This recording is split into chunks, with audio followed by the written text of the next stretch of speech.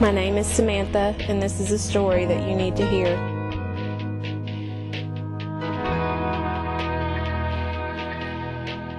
From the time I was little, my mother was a single mother.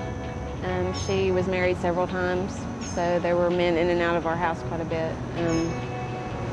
There was abuse due to the different men that were in our house that happened to me, happened to my sister. And I just felt like we never had a voice to speak up for ourselves. No one would ever hear us. When my sister, it happened to her, I was old enough to speak out for her, so I had the opportunity to do that. And once I got that in my blood, it was just there. And I've always had a passion for it. Children who have no voice, somebody needs to speak up, and I just feel like God's put that on my heart. And that's what I intend to do. It's just important to me. I think about it every day.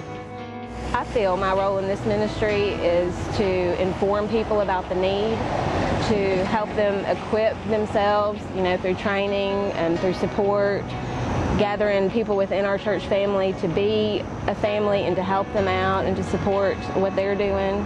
However I can to help and facilitate finding these children homes, facilitating the families to have what they need to make it happen. So I work with The Call. It's an organization that takes Christian couples and pairs them up with children to be adopted. I'm going to borrow something Stacy said. I don't believe that a village raises a kid. I believe that a church raises a child, and I believe that that's the goal with The Call. I also work with CASA, and what we do, we are advocates for abused and neglected children who have come through the system through no fault of their own. It's abuse and neglect.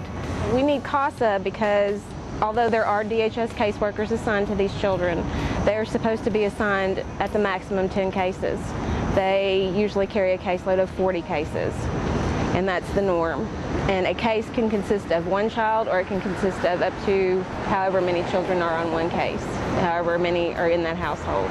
So they just don't have the time to run children everywhere, to check on them, to do the things that they need to do. They're just overburdened. So I work with CASA, we work in tandem with the caseworkers, and they love CASA. Some of the greatest needs that these children have in foster care and in adoption, they need good, safe, loving homes. They need therapeutic homes. That's a great need. We have a shortage of therapeutic homes, people who can deal with children who have severe issues. We need people to step up and just help families who have adopted, give them some relief, give them, be a grandparent on call. That's an important thing. We need that. We need our church family to bond together and help these families and support them and encourage them to do the work that they're doing. Some of the obstacles, I think, are fear. Fear is the greatest one. Fear of the unknown, fear of, should I bring this child in with my children? Is there going to be, abuse upon abuse? Just a fear of having to deal with issues they haven't dealt with before. Nobody's ever equipped. I'm a mother twice over, and I was not equipped for either one of my girls. It's just something that God equips you with as it comes to you. As you approach things, God equips you. If you seek Him, He will be there, and that's all you need. That's all you need. If He's calling you, step out and do it, because He'll fill those needs. What breaks your heart? There's so many things, so many things. Just the thought of a precious little soul being a file in somebody's file cabinet instead of a heart in somebody's home. It's our responsibility.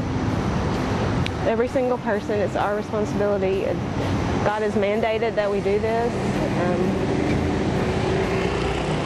These children need us. They don't have, a lot of them don't have their own families that they were born to, but I believe that God creates families.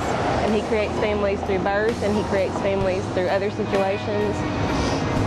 And I just believe that we have to step up and do what He's called us to do.